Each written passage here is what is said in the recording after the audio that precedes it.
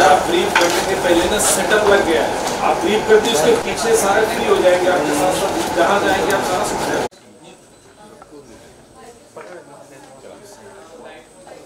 सर्व आले का? सगळे रेडिओ मित्रांनो आले का? सगळे आलेत का? ऑडिओ टेस्ट करा. ऑडिओ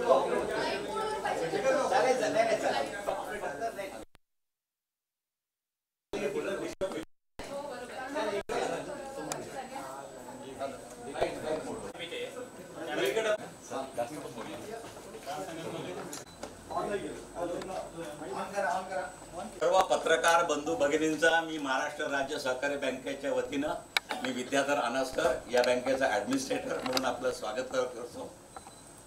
आज भारतामध्ये सगळ्यात पहिल्यांदा सहकारी बँकिंग क्षेत्रामध्ये सायबर सिक्युरिटी ऑपरेशन सेंटर ही एस्टॅब्लिश करणारी एकमेव बँक आहे. ही आम्ही स्वतः करता हे नुसतं केलेलं नाही, आम्ही संपूर्ण सायबर सिक्युरिटी ऑपरेशन सेंटरचा उपयोग राज्यातील सर्व 31 जिल्हा बँका, नागरी सहकारी बँका यांना कोणताही मोबदला न घेता फ्री ऑफ चार्ज, म्हणजे आमचं प्रॉफिट त्यामध्ये कुठलाही नाही, आम्ही सर्व्हिस प्रोव्हायडर म्हणून या संपूर्ण लोकांना आम्ही सर्व्हिस प्रोव्हाइड करणार आहोत.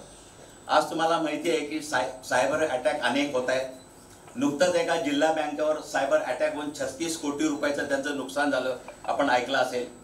मध्यंतरी एक अर्बन कोऑपरेटिव्ह बँकेवर, पुण्यातल्या शेड्यूल्ड बँकेवर सायबर अटॅक होऊन 94 कोटी रुपये एका मिनिटामध्ये गेल्याचं आपण ऐकलं असेल. तेव्हा पुलवामा हल्ल्यानंतर जवळजवळ 10 लाख सायबर अटॅक्स या संपूर्ण भारतातले अनेक सेक्टरमध्ये झालेत. त्यामुळे बँकिंग सेक्टर हे त्यापासून वाचलेलं नाही. आणि नुकतंच एक सुप्रीम कोर्टने एक निकाल दिलेला आहे की अशा प्रकारे सायबर अटॅक होऊन जर ग्राहकाच्या खात्यातून कोणताही पैसा जर गेला तर त्या पैशाची सगळी जबाबदारी लॉ बेलमेंटनुसार त्या बँकेची राहील. त्यामुळे तुमच्या खात्यातनं सायबर अटॅक होऊन कोणताही पैसा जर गेला तर ते सगळे पैसे बँकेना भरून द्यावे लागतील. त्यामुळे अशा प्रकारे बँकांवर खूप मोठी जबाबदारी आहे. या सगळ्या हल्ल्यांना रोखणं, त्या बँकांना अलर्ट देणं आणि ते सगळे हल्ले परतवणं. नुकतंच मी नाव घेऊन पण सांगायला हरकत नाही, आमच्या डॅशबोर्डवर नुकतंच सिंधुदुर्ग जिल्हा बँक आम्ही एक ऑनलाईन केली होती आणि सिंधुदुर्ग जिल्हा बँकवर अटॅक झाला, तो आम्ही लोकेट केला, तो आम्ही परतवला. आणि नुसता परतवला नाही तर त्याच्या संबंधी आम्ही अलर्ट देऊन, माहिती देऊन, पोलीस यंत्रणा माहिती दिल्यामुळं सिंधुदुर्ग जिल्हा बँकेचं खूप मोठं नुकसान होण्यापासून नुकतंच ते वाचलेले. तर या संबंधी सगळी माहिती माझी टेक्निकल टीम इथं आहे. हे मयूर आहेत, आमचे पाटील साहेब आहेत, या सगळ्यांनी अत्यंत श्रमाने हे सगळं तयार केलंय. आणि याच्यावर संपूर्ण एक वर्षभर याचं टेस्टिंग, फुलप्रूफ आम्ही टेस्टिंग केले पूर्ण वर्षभर. आणि आता जवळजवळ 4 बँका आमच्याकडे लाईव्ह झालेल्या आहेत. सातारा लाईव्ह होतीये, PDCC लाईव्ह होतीये. त्यामुळे अशा माहिती मी जास्त आपल्याला माहिती देणं माझं महत्त्वाचं काम आहे.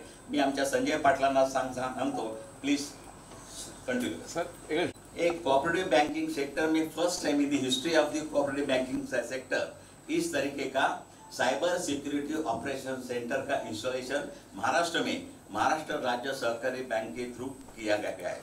आज तक ऐसा सेंटर कोऑपरेटिव सेंटर में कोऑपरेटिव बैंकिंग सेक्टर में किधर भी नहीं है. जो कुछ है वो नेशनल बैंक में SBI का है, लेकिन कोऑपरेटिव बैंकिंग सेक्टर में किधर भी नहीं है. आजकल हमने देखा होगा कि साइबर अटैक्स का परसेंटेज बढ़ता ही जा रहा है. बढ़ते पुलवामा अटैक के बाद कम से कम 10 लाख साइबर अटैक्स के पूरे भारतवर्ष में विविध सेक्टर में हुए. उसमें से ज्यादातर से बैंकिंग सेक्टर जो सुप्रीम कोर्ट में लिया गया, उसमें क्लियर कट सुप्रीम कोर्ट ने वर्डिक्ट दिया है कि अगर किसी भी बैंक के कस्टमर के खाते से कोई भी अगर पैसा या साइबर अटैक थ्रू साइफर होता है तो उसकी पूरी रिस्पॉन्सिबिलिटी, पूरी जिम्मेवारी उस बैंक की है. उस बैंक को इतना बड़ा लॉस भुगतना पड़ता है. इसलिए हमारा जो सेंटर है ये हमारे सेक्टर में जितने भी डिस्ट्रिक्ट बैंक्स है, महाराष्ट्र में 31 डिस्ट्रिक्ट सेंट्रल कोऑपरेटिव बैंक्स है. महाराष्ट्र में 476 है अर्बन कोऑपरेटिव बैंक्स है. उन सबके लिए हमने ये सेंटर खोला किया है. अर्बन ये महाराष्ट्र स्टेट कोऑपरेटिव बैंक है, एक फादरली बॉडी है, इसलिए हमने इसमें एक पैसा कमाने का हमारा फ्री ऑफ चार्ज पूरे सेक्टर को, बैंकिंग सेक्टर को हमने फ्री ऑफ चार्ज ऑफर किया है. उनको जो कुछ करना पड़ेगा, खाली लाइसेंस फी उनको देनी पड़ेगी। और क्योंकि बहुत सारी छोटी छोटी बैंक्स है, उनको इतना बड़ा कैपिटल इन्वेस्टमेंट करना किसी के लिए सीधी बात नहीं है, बहुत मुश्किल है। तो जितने भी छोटे छोटे बैंक है, 10 करोड़ के बैंक है, 15 करोड़ के बैंक है, इसके लिए हमारा कैपिटल इन्वेस्टमेंट कम से कम है 10 करोड़ के आगे जगह छोड़ के। तो इतनी बड़ी investment impossible for a small bank. तो इसके लिए हमने सबके लिए एक फेंटर 24/7 ये हमारा पूरा वर्किंग रहता है। हम उसको अलर्ट देते हैं। आज तक तुमने देखा होगा कि रिसेंटली एक डिस्ट्रिक्ट कोऑपरेटिव बैंक में अटैक हुआ, 36 करोड़ वो अटैक में उनका लॉस हुआ है। और रिसेंटली एक लास्ट वीक में एक सिंधुदुर्ग कोऑपरेटिव बैंक के ऊपर अटैक हुआ था, लेकिन वो बैंक हमारे इस डैशबोर्ड पे है, इसलिए उस अटैक को हमने ये किया, स्टॉप किया, उनको अलर्ट दिया। उनको बहुत बड़ा नुकसान होने से वो बैंक बच गई। आगे के मैं मेरे टेक्निकल जो स्टाफ है उनको बोल तो आपके जितने भी सवाल है उनके जवाब दे दे। और इनिशियली जो वर्किंग जिस तरीके से यहाँ आप देख सकते हैं, ये जो अटैक्स है, ये जो अटैक आ रहे हैं, ये एमएससी बैंक का ये सेंटर है। तो बाद में ये बताएंगे आप, प्लीज प्लीज। नमस्कार सगळ्यांना, पत्रकार बंधू भगिनींना, की आपण राज्य सहकारी बँकेच्या सीसॉक सेंटर सायबर सिक्युरिटी ऑपरेशन सेंटरमध्ये आपण स्वागत आहे सगळ्यांचं।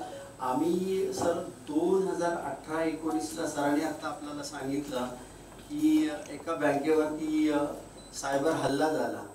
त्याच्यानंतर आमच्या अनास्कर सरांना त्यांच्या मनामध्ये कंटिन्युअस याचे विचार चालू झाला की आपल्याला ह्या सहकारी क्षेत्रासाठी DCCBs अर्बन बँकांसाठी सायबर हल्ले होऊ नयेत याच्यासाठी काहीतरी यंत्रणा करायची आहे। आणि विचार चालू झाल्यानंतर आम्ही सगळ्यांनी मिळून आमच्या मॅनेजमेंट म्हणून सगळ्यांनी मिळून विचार केला की हा सायबर सिक्युरिटी ऑपरेशन सेंटर उभा करायचा आहे। त्याच्यानंतर आम्ही हा उभा करण्याचा मानस सरांचा आहे, त्यालाच आम्ही continuation cyber security operation centre आपल्या समोर आहे।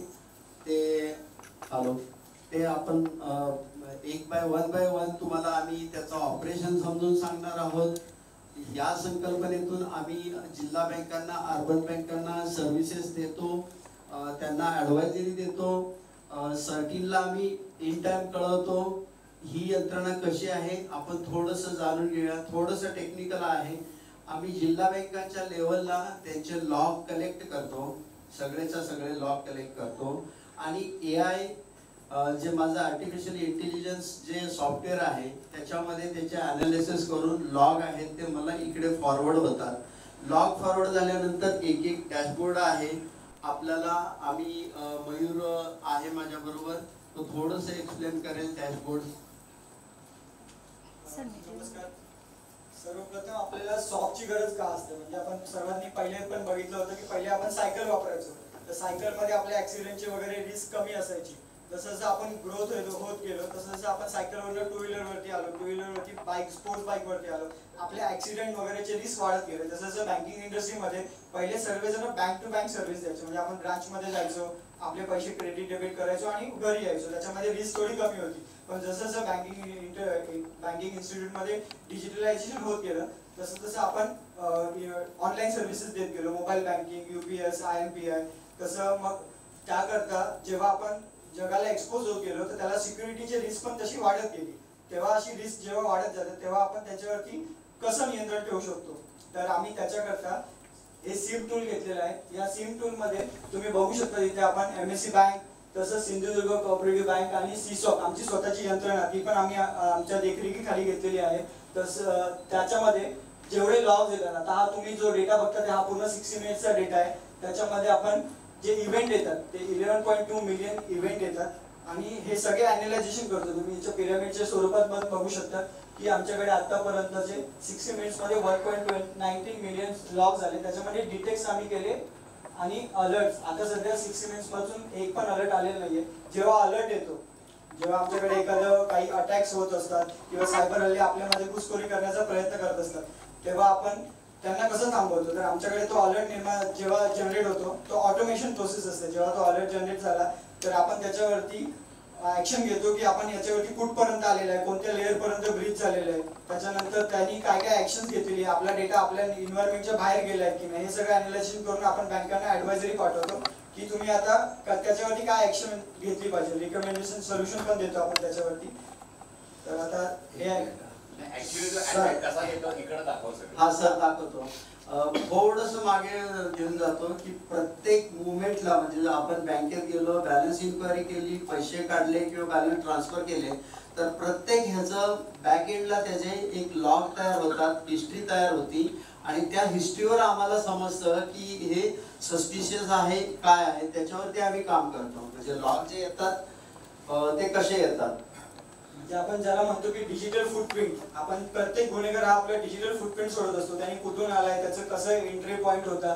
तसंच आपल्याला इथे पण बघू शकतात की फॉर एक्झाम्पल आता हे जे ब्ल्यू लाईन आहेत याच्यामध्ये सस्पिशियस काहीतरी होते आणि तुम्ही ही बघू शकता ग्रीन लाईन आहे. ग्रीन जी लाईन आहे त्याच्यामध्ये लेजिटिमेट ट्रॅफिक आहे, म्हणजे जेन्युअनली काहीतरी आपण रिक्वेस्ट केलेली आहे, त्याचा आपल्याला रिप्लाय आलाय. फॉर एक्झाम्पल आपण गुगल क्रोम ओपन करून त्याच्यामध्ये फेसबुक किंवा काहीतरी google.com ओपन केलं, त्याची लेजिटिमेट ट्रॅफिक आहे म्हणून एक ग्रीन लाईन येते. ब्ल्यू लाईन म्हणजे त्याच्यामध्ये काहीतरी एक तर संभाव्य धोका असू शकतो, पुढे जाऊन त्याचं अटॅक मध्ये रूपांतर होऊ शकतं.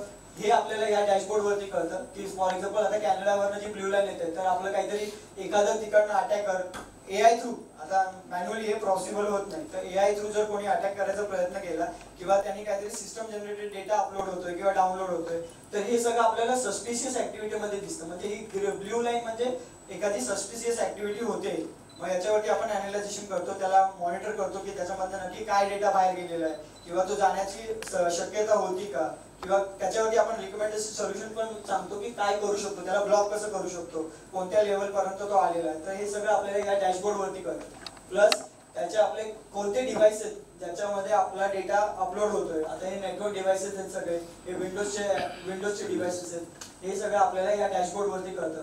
प्लस आतापर्यंतचे अलर्ट किती झाले, हा डेटा तुमचा आपला 7 दिवसाचा आहे, याच्यामध्ये अलर्ट 21 अलर्ट आलेले होते. तर लास्ट टाइम जसं सरांनी सांगितलं डीडॉस अटॅक आम्ही कसा वाचवला, तर डीडॉस वरती त्यांनी जर अटॅक झाला असता तर त्यांच्या सगळ्या सर्व्हिसेस हॅम्पर झाल्या असतात. बँक 1 दिवसाकरता, 1 महिन्याकरता किंवा कदाचित 6 महिन्याकरता पण ती बंद राहू शकली असती. तर आम्ही वेळेतच त्यांना इन्फॉर्म केलं, त्याच्यावरती सोल्युशन दिले की ते काय करू शकतात, त्याच्यावरती आयसोलेशन मध्ये टाकू शकतात, काही सर्व्हिसेस घेऊ शकतात आणि या प्रकारे तो धोका आपण संभाव्य टाळू शकतो. तसंच आता आमच्याकडे अनालिसिस आणि आम्ही त्यांना सिक्युरिटी कसं प्रोव्हाइड करतो हे सांगते टेक्निकल.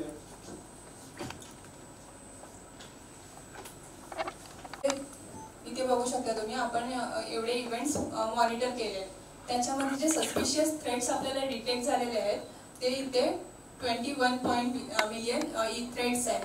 त्या थ्रेड्स मधून जे क्रिटिकल लेवलचे अलर्ट्स आहेत ते टोटल आपल्याला 7 डेज मध्ये 21 अलर्ट्स जनरेट झालेले आहेत. आता याच्यामध्ये जेव्हा आपला अलर्ट जनरेट होतो त्याच्या जेव्हा थ्रेड्स आपले येतात, इव्हेंट्स येतात, तेव्हा आपली सॉक टीम काय करते की कम्प्लिटली मॉनिटरिंग करते की कसं पर्टिक्युलर इव्हेंट्स कसे येत आहेत, त्याच्यामध्ये काही सस्पिशियस आहे का.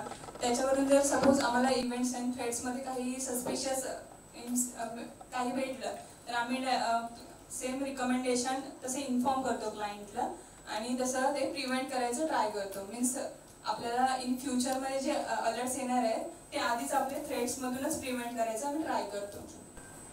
आता तुम्ही इथे बघू शकता आपण MSC बँकचा डॅशबोर्ड आहे, अलर्ट डॅशबोर्ड. आता हा लास्ट 60 मिनिट्सचा डॅशबोर्ड आहे. याच्यामध्ये लास्ट 60 मिनिट्समध्ये क्रिटिकल अलर्ट्स नाही आलेले आहेत काही. इथे तुम्ही बघू शकता पण त्याचे सेव्हरिटी वाईज अलर्ट्स असतात, मायनर, मेजर अँड क्रिटिकल. आता इथे बघू शकता तुम्ही फर्स्ट जेव्हा अलर्ट जनरेट होतो तो त्याची कॅटेगरी मायनर लेवलला असते. तर आम्ही काय करतो जेव्हा मायनर अलर्ट जनरेट होतो ते पण आम्ही चेक करतो. But most of the time काय असतं मायनर अलर्ट्स हे लेजिटिमेट पण असू शकतात. इफ काही त्याच्यात सस्पिशियस असेल तर आम्ही ते पण क्लायंटला इन्फॉर्म करतो तसं आणि तसं रिकमेंडेशन देतो. मीन्स तो इन फ्युचरमध्ये मेजर अँड क्रिटिकल होण्यापासून आम्ही त्याला प्रिव्हेंट करू शकतो. टेक्निकल पूर्ण अनालिसिस बसलेले आहेत. प्रत्येक ज्या वेळेला हे अनालिसिस येतात, एंट्री करतात, त्यावेळेला त्यांचं हे आज या शिफ्ट मध्ये आहेत हे आम्हाला पहिलं कळतं. त्याच्यानंतर जे पण लॉग्स असतात ते प्रत्येकाला ऑटोमॅटिक असाइन होतात आणि लेवल असते त्याची लेवल 1, 2, 3 आणि त्यानुसार हे अनालिसिस केल्यानंतर त्यांच्या लेवल वरती लेवलला एस्केलेट होतात. याला एक सिस्टम आहे, तिकीट मॅनेजमेंट सिस्टम आहे, ऑटोमेशन आहे. जो ज्या वेळेला येईल त्यालाच तो तिकीट असाइन होतं आणि त्यांनी एंड ऑफ डेला किती तिकीट क्लोज केलेले आहेत आणि ॲडवायझरी समोरच्या बँकांना कुठल्या कुठल्या ॲडवायझरी दिलेल्या आहेत आणि त्याच्यावर त्यांनी ते तिकीट क्लोज करणं बंधनकारक आहे त्यांना. आणि त्याच्यानंतर आम्ही त्यांच्याकडून पण तिकीट क्लोज करून घेतो, त्यांना हेल्प करतो. त्यांच्या नेटवर्किंगमध्ये असेल तर त्यांना पण बोलतो आम्ही त्यांच्याशी आणि अशा पद्धतीने आम्ही 24/7 ही सर्व्हिसेस कंटिन्युअस आमची चालू राहते अविरतपणे.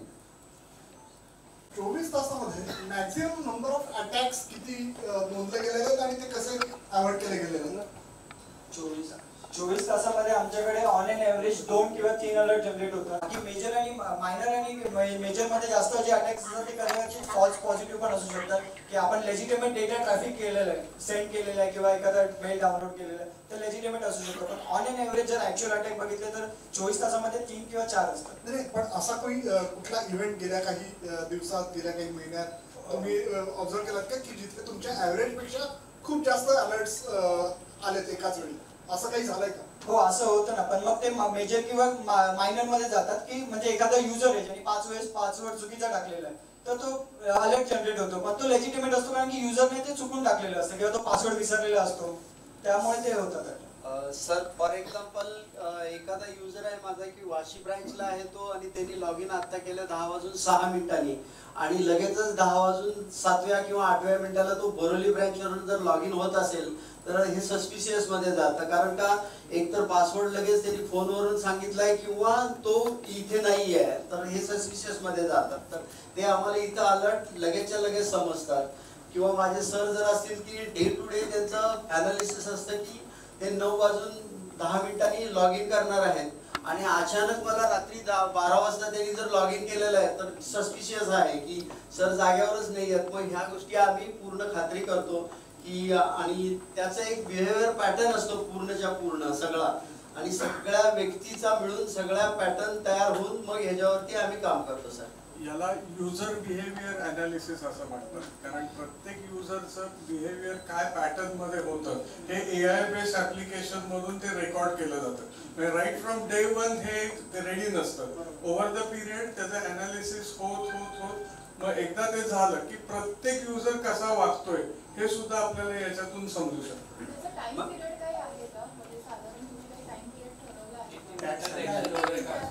हा म्हणजे SLA साठी म्हणतोय का म्हणजे सर्व्हिस लेवल अग्रीमेंट साठी आता जे नॉन क्रिटिकल आहेत त्या अलर्ट साठी आपण 15 मिनिटाचा टाइम ठेवला की तेवढ्या वेळामध्ये आपण त्या मेंबर बँकेला इन्फॉर्मेशन द्यायची असते.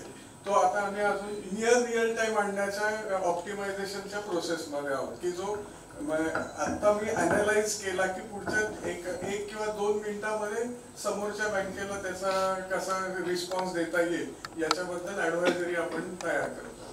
सरांच्या प्रश्नाचा अजून एक आहे की माझे एक ATM आहात, तुम्ही आता मुंबईमध्ये आहात आणि तुम्ही रोज ज्या ठराविक पॅटर्ननी पैसे काढतात म्हणजे तुम्ही 5,000, 10,000, 15,000 हा तुमचा पॅटर्न आहे नेहमी. त्याच्यात तुम्ही कधी 4,700 वगैरे रुपये काढत नाहीये.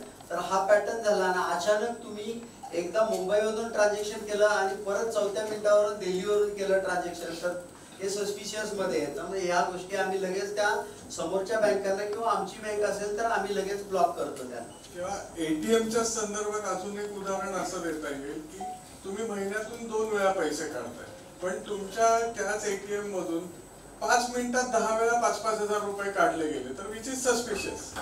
हा युजर पॅटर्नही अनालाइज केला जातो. म्हणजे नॉट ओनली एक्सटर्नल थ्रेट्स पण थ्रेट्स म्हणजे की सायबर अटॅक होण्याचे थ्रेट्स पण या युजर अनालिसिस वरूनही आयडेंटिफाय करू शकतो आपण की काय टाइपचा थ्रेट येतोय. म्हणजे त्याप्रमाणे आपण त्यांना इन्फॉर्म करू शकतो. मॅक्झिमम अटॅक्स कोणत्या कंट्रीमधून येतात ते? हा सर रशियामधून होत असतात बरेच वेळेला, साऊथ आफ्रिकन कंट्रीज मधूनही होत असतात. सर तुम्ही आता म्हणाल की सिंधुदुर्ग तुमच्याच ब्रँचला झाला तो कसा झाला होता कसा रोखला? त्या अटॅकला DDoS अटॅक असं म्हणतात. DDoS मध्ये काय होतं की डिनायल ऑफ सर्व्हिसेस म्हणजे तो अटॅकर एवढे अटॅक्स करत असतो की कारण हे सगळे ऑटोमाइज असतात, कम्प्युटराइज असतात. एक सिंगल अटॅकर नसतो, त्यांनी प्रोग्राम केलेला असतो. एवढे तो रिक्वेस्ट पाठवतो की तुमची जेवढी अवेलेबल बँडविड्थ आहे ती सगळी चोक केली जाते. त्यामुळे ना तुम्ही बाहेर जाऊ शकत ना तुम्ही आतमध्ये येऊ शकत. त्याला डिनायल ऑफ सर्व्हिस असं म्हणतात. तर या अटॅक मध्ये काय करतात की मग त्याच सगळ्या सर्व्हिसेस मध्ये एक असं त्यांच्यासाठी एक इन्स्ट्रक्शन कोड असा असतो की जो एक्झिक्यूट झाला तर त्यांच्यासाठी ते आतमध्ये येतात. कारण तुमच्या बाहेर जाणाऱ्या सगळ्या सर्व्हिसेस ब्लॉक असतात. आणि या सगळ्या अटॅक्स आणि सायबर सिक्युरिटी मध्ये एकच प्रिन्सिपल आहे की त्या अटॅकर्सला एकदाच बरोबर साबित करायचंय. आणि वेळ आपल्याला 100% वेळा आपण परफेक्ट असायलाच पाहिजे, प्रोटेक्टेड असायलाच पाहिजे. ह्या प्रिन्सिपल वरती ते ऑपरेट करत असतात. आणि ते लाखो अटॅक्स करत असतात, पण त्यांचा एक जरी सक्सेसफुल झाला which is sufficient to get the control of your entire infrastructure. Sir हा अटॅक कुठल्या कंट्री मधून आलेला? डीडॉसचा रशिया. सर एक विचारायचं आहे, सायबर अटॅक येणं आणि तो एक्झिक्यूट होणं जनरली किती वेळ जातो आणि त्याच्यामध्ये तुम्ही कसं काय अनालिसिस करून ऐकू शकता? नाही, ते सेकंदावरती ते डिपेंडंट असतं. कारण असे मल्टिपल अटॅक्स होत असतात, मल्टिपल लोकेशन्स वरून सिंक्रोनाइज्ड अटॅक्स की एका वेळेला 10 कंट्रीज मधून ह्या सगळ्यांची त्याला डार्क वेब वरती मीटिंग्स होत असतात की आता हा ऑर्गनाइज अटॅक करायचा आहे. मग ते सगळे एकत्र येतात आणि त्याच्यातून ते मल्टिपल अटॅक्स तुमच्या इन्फ्रास्ट्रक्चर वरती करत असतात. आणि त्यातला एक जरी त्यांना लूपहोल सापडला आणि आतमध्ये आले तर पुढच्या काही सेकंदात ते तुमच्या नेटवर्क मध्ये येतात किंवा इन्फ्रास्ट्रक्चर मध्ये येतात आणि मग तो एक्झिक्यूट होण्याचा टाइम बॉम्ब सारखा त्यांचा वापर केला जातो की दुसऱ्या कुठल्या तरी इव्हेंटला ते अजून एक सिक्युरिटी ब्रीच करून आतमध्ये येतात. सो ते ज्या वेळेला तुमच्या पूर्ण क्रिटिकल डिव्हाइसेसचा कंट्रोल घेत नाही तोपर्यंत एक्झिक्युशन होत नाही. पण they are still persistent in your network. ते त्यांना फेवरेबल कंडिशन्स ज्या वेळेला अवेलेबल होतात त्यावेळेला ते एक्झिक्यूट होतात. त्याच्या आधी तुम्ही अनालाइज करू शकता. त्यावेळेला ते परसिस्टंट असतात, त्यावेळेला आपला अनालिसिस आणि याच्यातून त्यांना आपण इन्फॉर्मेशन काढतो की बाबा हा कोड आपल्या नेटवर्क मध्ये आलेला आहे की जो सस्पिशियस आहे, की ज्याचं कंपॅरिझन ज्या ऍडवायझरीज RBI किंवा नाबार्ड किंवा सर्टिन वाले देत असतात त्याच्याशी कम्पेअर केलं जातं. आणि मग त्या मेंबर बँकेला किंवा आमच्या बँकेला सांगितलं जातं की हा तुमच्याकडे थ्रेट असू शकतो, तुम्ही याच्यावरती अशा पद्धतीने यंत्रणा करा की हा रिमूव्ह केला जाईल. म्हणजे ह्या ऑर्गनायझेशनचा पर्पज हाच आहे की आम्ही बाहेरून तुमच्या नेटवर्क ऍक्टिव्हिटीज मॉनिटर करतोय आणि इथून प्रोटेक्शन दिलं जात नाही. प्रोटेक्शन एक्झिक्यूट करायची जबाबदारी बँकांची आहे. पण ते काय करायचंय त्याचं रेकमेंडेशन त्याच्या ऍडवायझरीज आपण देत असतो. सर हे जेव्हा थ्रेट होतो ते आपल्याला लाईव्ह कळतं की तेच इथे बघतो, म्हणून तर ते 24/7 ऑपरेशन आहे. आणि आम्ही त्याला पूर्ण त्याची स्टेजेस माहिती असतात आम्हाला की ते फायरवॉल वरून आम्ही त्याला परतवलेला आहे, फायरवॉल पर्यंत तो अटॅक करतोय, त्याचं स्टेटस काय आहे ते पण आम्हाला समजतं. इव्हन प्रत्येक अटॅक जो होत असतो, म्हणजे आता सरांनी जसं सांगितलं की एखादा रॅन्समवेअर अटॅक आहे की जेव्हा फाईल तुमच्या मशीन्स मध्ये किंवा तुमच्या नेटवर्क्स मध्ये तुमच्या एन्व्हायरमेंट मध्ये जेव्हा येते ना तर ती लगेच रिॲक्ट नाही होत. ती वर्ष 6 महिने 3 महिने तुमचं सगळं पॅटर्न अॅनालाइज करते, त्या हिशोबाने ती अटॅक करण्याचा प्रयत्न करत असते. पण ती हळूहळू ना नेटवर्क स्कॅन करणं किंवा तुमच्या आजूबाजूचं एन्व्हायरमेंट स्कॅन करणं अशा खूप साऱ्या गोष्टी त्या बॅकएंडला करत असतात. तर कधी कधी काय होतं की मायनर जे अटॅक असतात ना ते आपण त्यांना निग्लेक्ट करत नाही, आपण त्याच्यावरती पण डीप अनालिसिस करतो की हा पुढे जाऊन धोका होऊ शकतो का, किंवा याच्यामध्ये पुढे काय काय होऊ शकतं, काय आपला लॉस होऊ शकतो का, किंवा सिस्टम रॅन्समवेअरच्या खाली येऊ शकतं का, हे सगळं आपण लक्षात ठेवतो. आता तुम्हाला जर सांगितलं होतं ही ब्ल्यू लाईन आहे, ही आम्ही सस्पिशियस म्हणून सोडत नाही तिला, तिला अजून मॉनिटर करतो, ड्रिल डाऊन करतो की त्याच्यामध्ये काय काय आहेत, ते IPs कुठले आहेत ते सगळं आम्ही याच्यामध्ये मॉनिटर करतो. ग्रीन लाईन ज्या इव्हन लेजिटिमेट असतील त्याला पण आम्ही अनालायझेशन करतो की त्याच्यामध्ये पण काही असे डेटा आहे का जो लेजिटिमेट नाहीये किंवा बाहेर चाललेला आहे हे पण बघतो. प्लस RBI, नाबार्ड, सर्टिन ज्या आपल्याला गाईडलाईन्स देतात त्याच्यामध्ये ज्या IPs असतात किंवा ज्या हॅश व्हॅल्यूज असतात त्या पण आपण या सिस्टम मध्ये इंटिग्रेट केल्या आहेत. मग त्या IP वरनं जर एखादं हिट आलं तर ते लगेच अलर्ट मध्ये जनरेट होतं आणि तेव्हा आम्ही त्यांना सांगू शकतो की बाबा ह्या IP वरनं पण तुमच्याकडे कम्युनिकेशन होतं तर तुम्ही ब्लॉक करू शकता.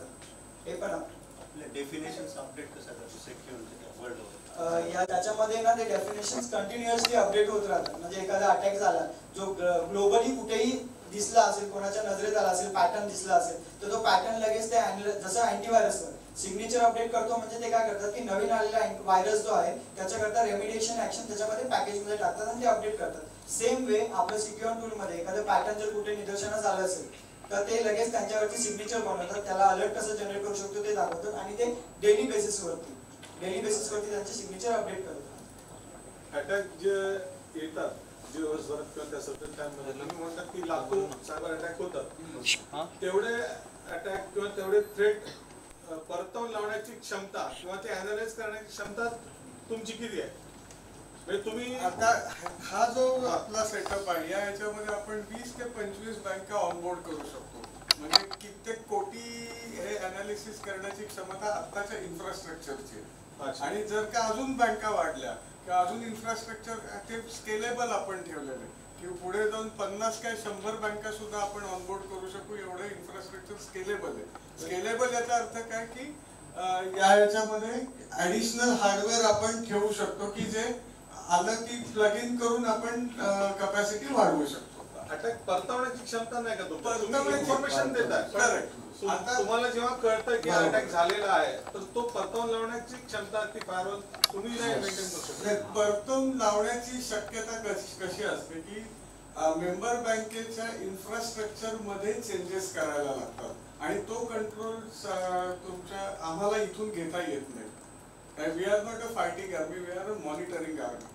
आणि त्या प्रत्येक बँकेचे जे नेटवर्क सिक्युरिटी किंवा सायबर सिक्युरिटी एक्सपर्ट आहेत त्यांनी त्यांच्या इन्फ्रास्ट्रक्चर मध्ये चेंजेस करून घेणं आवश्यक असतं आणि ते काय करायचे आहे प्रिसाईज याची ऍडवायझरी आपण देत असतो.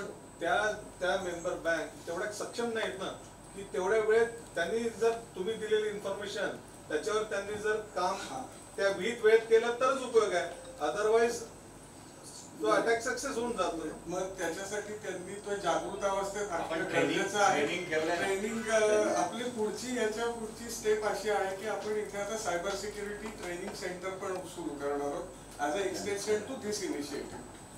प्लस आम्ही त्यांना गाईड पण करतो, म्हणजे त्यांना जर त्यांचं हे नसेल माहिती नसेल तर त्यांच्या वेंडरशी बोलून आम्ही त्यांना गाईड पण करतो की तुम्ही कसं करू शकता. ते पण तेवढेच टेक्नॉलॉजी कारण अपडेट झाले पाहिजेत ना. म्हणजे एक तर म्हणजे कुठल्याही बँकेच्या इन्फ्रास्ट्रक्चरचा रिमोट कंट्रोल दुसरीकडून घेणं हे अलाउड नाहीये.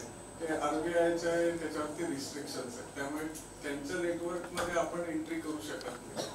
सर आता किती बँक ऑन बोर्ड आहेत? आता महाराष्ट्र राज्य सहकारी बँक, सिंधुदुर्ग सहकारी बँक हे सगळे इन्फ्रास्ट्रक्चर ऑनबोर्डेड आहे.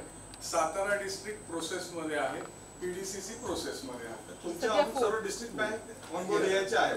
सर एक असं विचारायचं होतं की तुम्ही म्हणालात की तुम्ही ट्रान्झॅक्शन्स पण मॉनिटर करता. होय. तुम्हाला जर सस्पिशियस काही ट्रान्झॅक्शन आढळले तर तुम्ही गव्हर्नमेंटला रिफर कराल की? हो, आता पर्टिक्युलर ट्रान्झॅक्शन्स मॉनिटर करण्यासाठी काही स्पेशल डेव्हलपमेंट करायला लागते, कारण प्रत्येक जिल्हा बँकेकडे वेगवेगळ्या कंपनीची सीबीएस प्रणाली आहे आणि त्या सीबीएस प्रणालीमधून जे लॉग्स तयार होणार आहेत ते लॉग्स इथे सायबर सिक्युरिटी सॉफ्टवेअर मध्ये अनालाइज करण्यासाठी काही डेव्हलपमेंट करायला लागते, कारण प्रत्येक हे लॉग्स प्रत्येक कंपनीचे वेगवेगळ्या फॉर्मॅट मध्ये असतात आणि ते ऑर्गनाइज नसतात. त्यामुळे ती प्रोसेस आता चालू आहे आणि विच टेक्स म्हणजे तुम्ही ऑनबोर्ड झाल्यापासून पुढचे 6 महिने ते 9 महिन्यापर्यंत ही प्रोसेस चालू राहते, कारण ट्रान्झॅक्शन्स हे प्रत्येक वेगवेगळ्या सॉफ्टवेअर मधून जनरेट होत असतात आणि प्रत्येक यांची लॉग्स मेंटेन करण्याची पद्धत ही वेगवेगळी आहे. There is no uniformation in that आणि हे कस्टमाइज डेव्हलपमेंट असते आणि प्रत्येकाची लिमिट आपापली स्वतःची लिमिट आहे. ट्रान्झॅक्शन लिमिट आहे, कुणाची एटीएमची लिमिट वेगळी आहे, मेंबर बँकांची IMPS ची वेगळी आहे, पॉस ची वेगळी आहे, ई-कॉम ची वेगळी आहे, मोबाईल बँकिंगची वेगळी आहे. तर प्रत्येकाची लिमिट आहेत, त्यांच्या लिमिट आहेत, त्याच्यानुसार मग लॉग्स आपल्याकडे ते फॉरवर्ड होतात. 94 लाख रुपये कोटी रुपये एका क्षणात गेले. नंतर ते आता आपण म्हणाला बँकेवरती आला होतो, अटॅक होतो, म्हणजे तो ग्राहकांच्या खात्यावरती होतो की बँकेच्या निधीवरती होतो. ऍक्च्युअली कशावरती अटॅक होतो? ते 36 कोटी रुपये तुम्ही वाचवले तेव्हा सिंधुदुर्ग बँकेचे हे पैसे कुणाचे होते खात्यात बँकेचे? हे सिंधुदुर्ग बँकेचे तिथे अटॅक सक्सेसफुल झाला नाही, पण जो एका दुसऱ्या जिल्हा बँकेत जिथे पैसे गेले, आता हा जो हल्ला होतो हा तुमच्या बँकिंग इन्फ्रास्ट्रक्चर वरती हल्ला होतो. असा पर्टिक्युलर अकाउंट बाबा मी आनंद पारखीच्या अकाउंटवर हल्ला करायचा असं होत नाही. ते त्यांच्या इन्फ्रास्ट्रक्चर वरती हल्ला होतो आणि त्याचे जे कंट्रोल्स असतात ते ती लोक घेतात. किंवा समजा माझा आता कुठला आरटीजीएस ट्रान्झॅक्शन चालू आहे त्या मोमेंटला तर मी डेस्टिन केलंय की बाबा संजय पाटील यांना हे पैसे ट्रान्सफर करायचे, तर तो जो डेस्टिनेशनचा जो अकाउंट आहे ते त्यांचा स्वतःचा टाकतात. असं ते हे होतं. त्यामुळे पर्टिक्युलर माणसाला टार्गेट करून हा हल्ला होत नाही किंवा त्याच्या अकाउंटला टार्गेट करून होत नाही. इन्फ्रास्ट्रक्चर वरच कंट्रोल घेतला जातो. म्हणजे या बँकांनी आपलं इन्फ्रास्ट्रक्चर चांगलं केलं तर ग्राहकांना त्याचा फायदा मिळू शकतो. नुसतं इन्फ्रास्ट्रक्चर चांगलं करून उपयोग नाही, त्यांना ते प्रोटेक्ट पण करायला पाहिजे. सर मग तुम्ही या केसमध्ये काय शोधून काढलं की सिंधुदुर्ग बँकच त्यांनी का निवडली?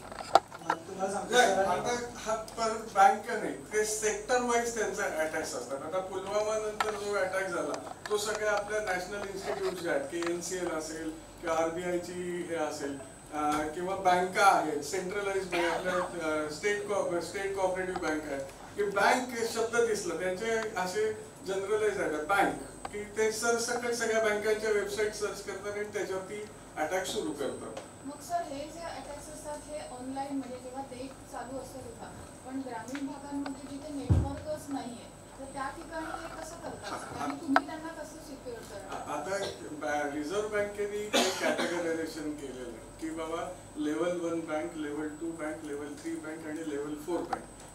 लेवल 1 बँकेमध्ये त्या बँकेमध्ये कोणती ऑनलाईन ट्रान्झॅक्शन किंवा मोबाईल बँकिंग ही फॅसिलिटीज नाहीये की ज्यांच्याकडे अजूनही कन्व्हेन्शनल पद्धतीने बँकिंग चालू आहे.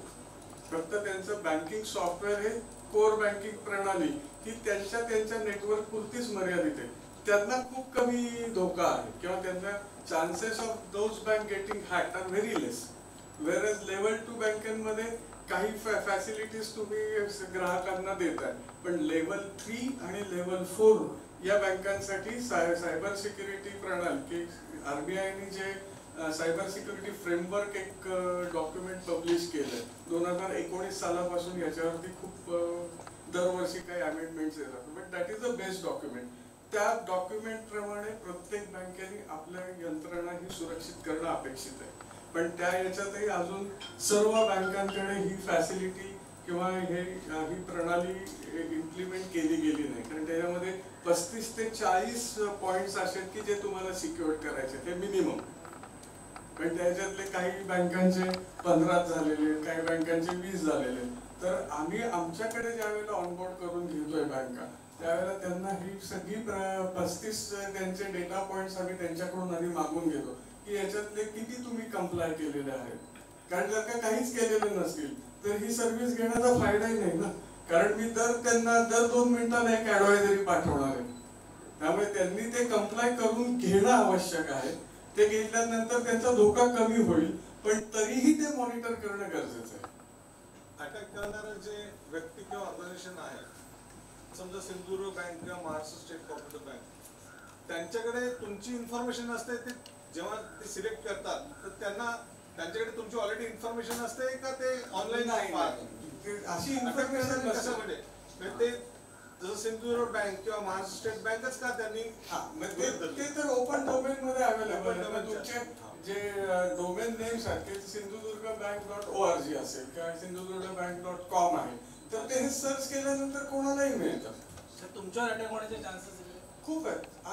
हो, कारण ज्या वेळेला हे डार्क वेब किंवा हॅकर्सच्या नेटवर्क मध्ये माहिती होईल किंवा असं एक सॉक सेंटर चालू झालंय, तर त्यांच्या दृष्टीने आमचं सॉक सेंटर बंद पाडणे हे प्रायमरी ऑब्जेक्टिव्ह असेल किंवा मोठं असेल की जेणेकरून जर का आम्ही 10 बँकांना सर्व्हिस प्रोटेक्शन देतोय तर आम्ही प्रोटेक्शनच जर का काढून घेतलं यांचं तर त्यांच्यावरती अटॅक होणं सोपं आहे.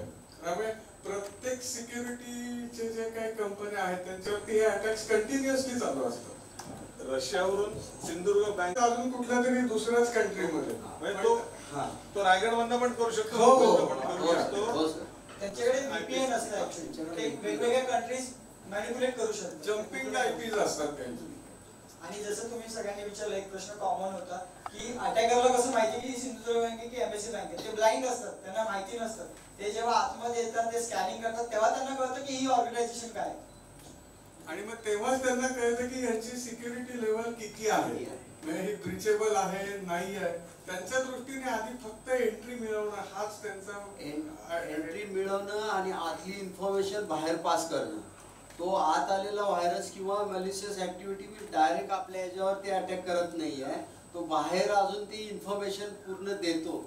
या घटनेमध्ये आपल्याला कळायला पाहिजे की आपली इन्फॉर्मेशन बाहेर किती प्रमाणात जाते. आणि ते जम्पिंग आयपीज असतात त्यांचे, म्हणजे थोडक्यात कसं मास्क लावल्यावर ओळखत नाही आहे तसंच आयपीज दुसरे घेऊन ते अटॅक करतात. सर ही जी तुम्ही सुविधा उपलब्ध करून दिली त्यासाठी इतर बँकांकडून किती फीस चार्ज लावतात की नाही? याच्यामध्ये राज्य सहकारी बँकेचे कोणतेही चार्जेस नाही. ही सुविधा आपण ह्या तुम्ही लायसन्स विकत घ्या आणि ते आमच्या अंडर तुम्ही ऑनबोर्ड करा. आणि ते लायसन्स आपण सिक्युअर नावाची कंपनी आहे की जी आम्ही खूप मार्केट रिसर्च करून इव्हॅल्युएशन करून ते फायनल केलेलं सॉफ्टवेअर की त्याच्यामध्ये AI बेस्ड लायसन्स आहे. समजा आम्ही ते लायसन्स घेतलं नसतं तर इथे जे अॅनालिस्ट बसलेत ना हे जवळजवळ डबल किंवा ट्रिपल आम्हाला बसवायला लागले असते. कारण त्या सॉफ्टवेअरमध्ये जे बेसिक लेवलचं लॉग्स प्रत्येक डिव्हाइस कडून काही हजार काही लाख प्रमाणात ते निर्माण होत असतात. पण त्यातले सिक्युरिटी रिलेटेड कुठले लॉग्स आहेत तर ते आपण फिल्टर करून फक्त सिक्युरिटी रिलेटेड लॉग्स इथे बसवतोय, अॅनालाइज करतोय. त्यामुळे ही नंबर ऑफ अॅनालिस्ट हे कमी आहेत. आणि मॅडम हे अॅनालिस्ट आहेत हे छोट्या छोट्या बँकांना परवडू शकत नाही आहेत. कारण काय हे स्पेशलाइज जॉब आहे यांचा. पूर्ण जे डीप ट्रॅकिंग करणे, प्रत्येक आलेला इव्हेंट आहे, लॉग आहे, तो पूर्ण अॅनालिसिस करणे, या सगळ्या सेवा आहेत त्या आम्ही फ्री ऑफ कॉस्ट पूर्ण आमचे एमएससी बँक, महाराष्ट्र राज्य सहकारी बँक याच्यामध्ये कुठलाही चार्जेस नाही. त्याच्यावर आमचा उद्देश असा आहे की या आंतरराष्ट्रीय सहकार वर्षामध्ये सहकाराअंतर्गत सहकार कोऑपरेशन अमंगस्ट कोऑपरेटिव्स हे जे प्रिन्सिपल आहे त्या प्रिन्सिपलच्या आधारे ही अपेक्स बँक आहे, ही शिखर बँक आहे. या शिखर बँकेच्या 3 टायर सिस्टीममध्ये आमच्या नंतर एक जिल्हा बँका, त्याच्यानंतर टॅक्स आहे. त्यामुळे 3 टायर जे ग्रामीण अर्थव्यवस्था आहे तिला जर सक्षम करायचं असेल तर हे आम्ही त्या जिल्हा बँकापर्यंत पेनिट्रेट केलं पाहिजे. त्याच्याकरता आम्ही कुठलाही पॉईंट नॉट 1 पैसा आम्ही यांच्याकडून काही प्रॉफिट कमवत नाही, चार्जेस आमचे अजिबात नाही. कारण काय आमची शिखर बँकेचं कामच ते आहे. आता आम्ही बघा तुम्ही हे म्हणत असतो आम्ही नुकतीच नागपूर जिल्हा बँक आम्ही घेतलेली आहे. आज नागपूर जिल्हा बँक आम्ही जवळजवळ 14 वर्ष नागपूर जिल्ह्यामध्ये काही ते बँक वर आलेली नाही लॉसमध्ये. ती आम्ही आता ऍडमिनिस्ट्रेटर म्हणजे एक institutional administrator first time in the history एका संस्थेला दुसऱ्या संस्थेवर प्रशासक म्हणून शासनाने नियुक्ती केली फर्स्ट टाइम. नाशिक जिल्हा बँक आम्ही घेतली. नाशिक जिल्हा बँकेला 900 कोटी रुपयाचा लॉस आहे.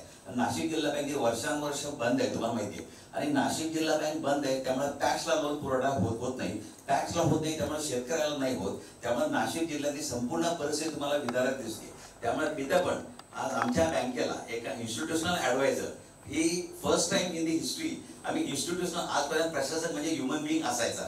त्यामुळे आम्ही कुठेही यामध्ये चार्जेस घेतच नाही. उलट आम्ही यात हे कसं केलंय तसं ते बँकिंग बाय कोलॅबरेशन आहे, बँकिंग बाय पार्टनरशिप आहे. म्हणजे पैसा आमचा आणि त्यांचे क्लायंट असतात आणि आम्ही त्यामध्ये 60-40चा रेशो करतो. मॉनिटर ते करतात. त्याच्याबद्दल आम्ही सर्व्हिस चार्जेस त्यांना देतो. अशा प्रकारे हळूहळू आता नागपूर जिल्हा बँक बघा आम्ही पाडव्याला आम्ही इन्स्टिट्यूशनल ऍडमिनिस्ट्रेटर म्हणून घेतलं आणि आज मागच्या वेळी संपूर्ण वर्षभरात 129 कोटी रुपये यांचं लेंडिंग होत होतं. आज 3 महिन्यामध्ये आम्ही 190 कोटी रुपये लेंड केले. पैसा आमचा आहे आणि आम्ही त्यांना देतो. त्यामुळे त्यामध्ये कुठलाही मार्जिन नाही केले. कारण काय यामध्ये एकच गोष्ट सांगतो वरती आपण प्रेसमध्ये तुम्ही विचारलेल्या प्रश्नाला मी उत्तर देईन.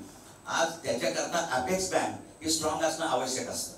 आज अपेक्स बँक ज्या पूर्वी बघायला जाते एवढी सक्षम नव्हती. मी जर सक्षम नाही तर माझ्या हाताखाली ज्या बँक आहेत त्यांना मी कसं काय सक्षम करणार. आज मात्र राज्य सहकारी बँक ही भारतामध्ये 5000 कोटीच्या नेटवर्क पेक्षा जास्त नेटवर्क असणारी एकमेव कोऑपरेटिव्ह बँक आहे. एकमेव कोऑपरेटिव्ह, एकमेव राज्य सहकारी बँक मी म्हणत नाही. आज राज्य सहकारी बँकेचा तुम्ही ते नेटवर्क बघायला जाल तर 5000 कोटीच्या वर आहे. प्रॉफिट बघायला जाल जी बँक 1100 कोटी लॉस मध्ये होती ती आज 7000 कोटी रुपये नफ्यात आहे. त्यामुळे आम्ही हा सगळा जे माझ्या जिल्हा बँकांना जे सक्षम करायचे त्याच्याकरता लागणारा जो पैसा आहे त्याची आम्ही ऑलरेडी प्रोव्हिजन केलेली आहे नफ्यातनं. त्यामुळे पुढच्या भविष्य काळामध्ये संपूर्ण सिस्टीम जर आम्हाला सक्षम करायची असेल तर या ज्या सर्व्हिसेस आहेत जे आधुनिक आहेत ते आम्हाला याच्या पुढे या सर्व लोकांना फ्री ऑफ चार्जेस दिल्या पाहिजेत. कारण आमचा कुठे यामध्ये नफा कमवण्याचा उद्देश नाही. कारण आम्ही तर नुसतं एकटेच सक्षम आहोत आणि जिल्हा बँका सक्षम नाही. कारण का राज्य सहकारी बँकेला कोणत्याही परिस्थितीत शेतकऱ्यांना कर्ज देता येत नाही कायद्याने. आम्हाला जायचं असेल तर थ्रू जिल्हा बँक टॅक्स शेतकरी याच रूटनी जावं लागतं. आणि मग जिल्हा बँक जर बंद आहे, समजा नाशिक जर बंद असेल तर नाशिकच्या भागाच्या सगळ्या लोकांना आज अनेक बँका वीक आहे. तुम्हाला नाशिक आहे, नागपूर आहे, बुलढाणा आहे. आता बुलढाणा बँकेला मी 300 कोटी रुपये जस्ट दिलेले आहेत आता. तर अशा प्रकारे यवतमाळ आहे.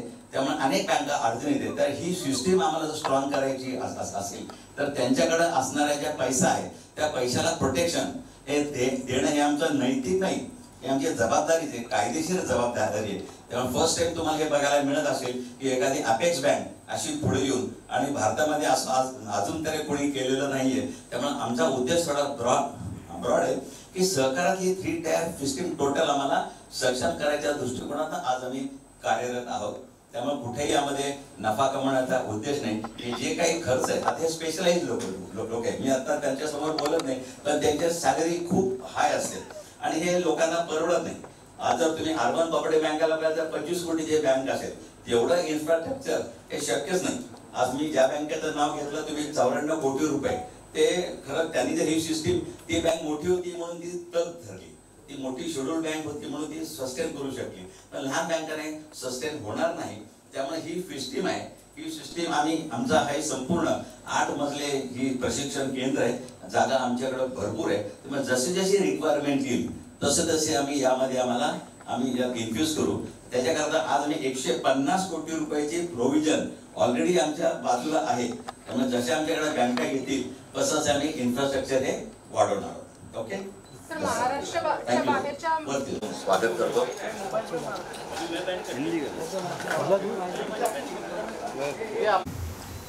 सहकारी बँकिंग संदर्भात सध्याचं वातावरण तुम्ही एकंदरच सहकारी बँका सक्षम नाहीत हे नाही, किंवा ज्या प्रकारे सहकारी बँकिंगबद्दल एक वातावरण आहे ते काही नाकारण्यात काही अर्थ नाही.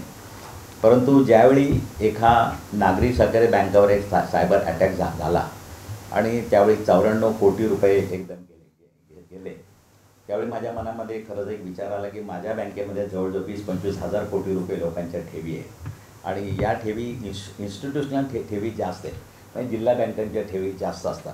त्यामुळे उलट जर इथं जर काही अटॅक होण्यात झाला आणि उद्या जर काही खूप मोठी रक्कम केली तर नेमकं काय होईल, आणि ते विचार आल्यामुळं आम्ही या प्रक्रियेला सुरुवात केली आणि आमची संपूर्ण टेक्निकल टीम आम्ही परदेशात जाऊन आलो.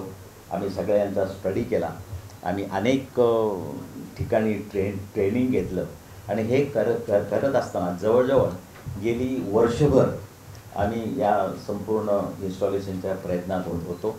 इन्स्टॉलेशन झाल्यानंतर आम्ही याचं खूप डीपली मॉनिटरिंग केलं आणि याचं सक्सेस रेट ज्यावेळी आम्हाला असा वाटला की संपूर्ण टोटल आम्ही फुलप्रूफ सिस्टीम आहे, त्यावेळी मी अनेक बँकांना आम्ही हे दिली, 2-4 बँकांना आम्ही बंदी दिली आणि त्याच्यानंतर त्या बँकांचा बराच मोठा फायदा झाला. आजही तुम्हाला आमच्या टेक्निकल टीमने एक्सप्लेन केलं आहे की अनेक अटॅक्स रोजच्या रोज होत असतात आणि पुलवामा हल्ल्यानंतर खूप अटॅक झाले. याच्याकरता उद्या 13 तारखेला आम्ही सगळी लोकं, म्हणजे सरकार इथं आहे, माननीय उपमुख्यमंत्री अजितदादा पवार यांच्या अध्यक्षतेखाली उद्या सभा आहे. त्यावेळी नाबार्डचे सगळे CGM सगळे ऑफिसर्स आहेत, सहकार खात्याचे कमिशनर, चीफ सेक्रेटरीपासून संपूर्ण सगळे एक जिल्हा सहनिबंधक जे आपण ज्याला जॉईंट रजिस्ट्रार म्हणतो ते इथं आहेत. त्यामुळे सगळी लोकं इथं आहेत आणि सगळ्या 31 जिल्हा बँकांचे अध्यक्ष, उपाध्यक्ष आणि CEO यांची एकत्रित बैठक उद्या अजितदादांच्या अध्यक्षतेखाली बोलवलेली आहे. त्यामध्ये अजितदादांच्या हस्ते उद्या CSOCचं पहिलं उद्घाटन होईल आणि उद्घाटन झाल्यानंतर 31 बँकांना आम्ही त्याची माहिती देऊ आणि त्याच्याकरता त्यांना अपील करू.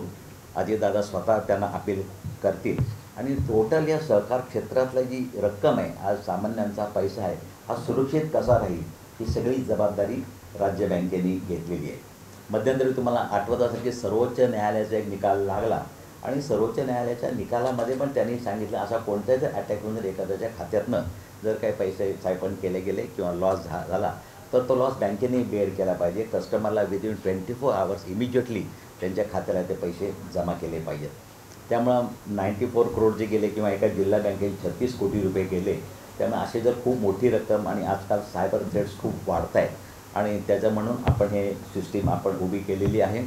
या सिस्टीमला आम्ही जो काय खर्च आमचे कॅपिटल म्हणजे इन्व्हेस्टमेंट आहे ती आम्ही सगळी स्वतःच्या प्रोव्हिजनमधून केलेली आहे आणि याचा सगळा फायदा मग अशी मी खाली सांगितलं की खरंच सहकार क्षेत्रासाठी कोऑपरेशन अमंग्स कोऑपरेटिव्ह या प्रिन्सिपलनुसार आम्ही संपूर्ण सहकार क्षेत्राला कोणताही मोबदला न घेता हे आम्ही हे सेंटर आम्ही त्यांना उपलब्ध करून दिलेलं आहे.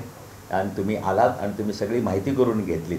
कारण का मला अगदी प्रामाणिकपणे सांगावंसं वाटतं की तुमच्या या तुम्ही जे पत्रकारांवर किंवा त्या मीडियावर आमची जास्त दिसत आहे.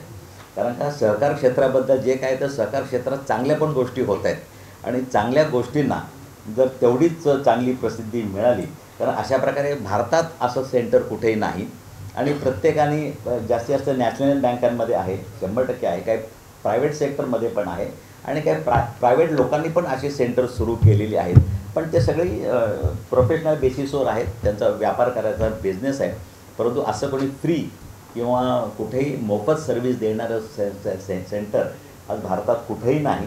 काही काही बँकांची खाजगी स्वतःची आहेत पण ती लोकांना ती ऑफर केलेली नाहीत. आणि अशा प्रकारे या संपूर्ण इमारत आमची 8 मजली इमारत हे प्रशिक्षण सेंटर आहे. आमच्याकडे भरपूर जागा आहे आणि जसं जसं बँकाची डिमांड वाढेल जसं जसं बँका आमच्याकडे येतील कारण एवढी मोठी इन्व्हेस्टमेंट आणि रिकरिंग कॉस्ट जास्त आहे. हे जे आमचे एम्प्लॉई आहेत हे 24/7 असतात.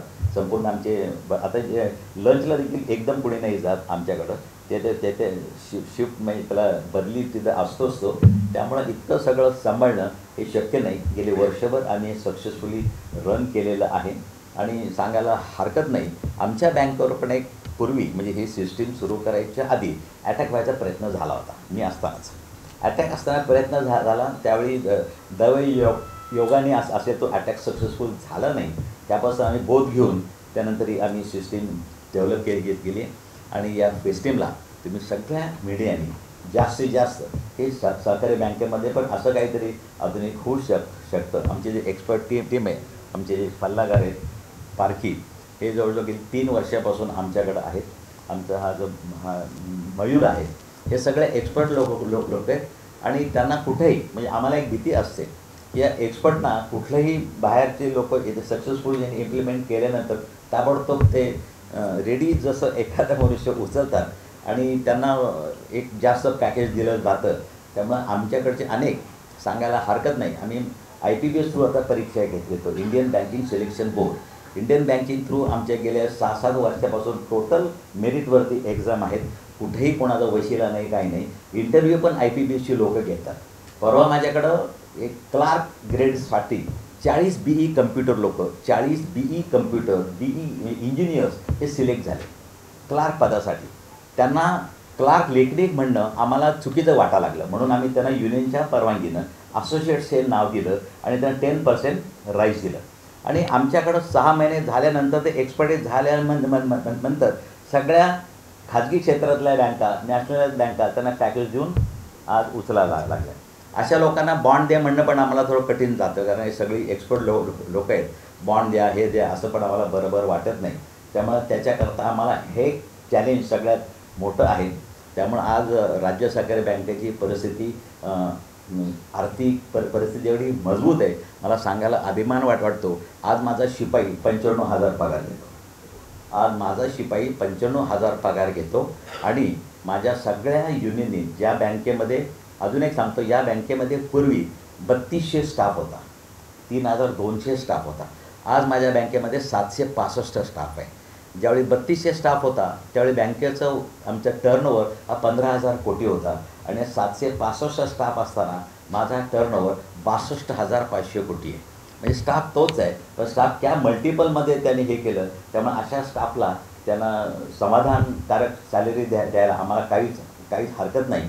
त्यामुळं आज आम्ही या स्टाफला एक 13.50% बोनस दिला आहे आणि युनियन मागते आम्हाला 12% तर आम्ही 13 देतो. आजपर्यंत कुठेही गेल्या 7-8 वर्षामध्ये युनियनचं आमचं कुठे हे नाही. त्यामुळे आमचा स्टाफ हे एकदम समाधानी आहे. पण अशी ही जी एक्सपर्ट लोक आहेत त्यांना आम्ही रिटेन केलेलं आहे आणि ते स्वतः सहकारात काम करायला इच्छुक आहेत.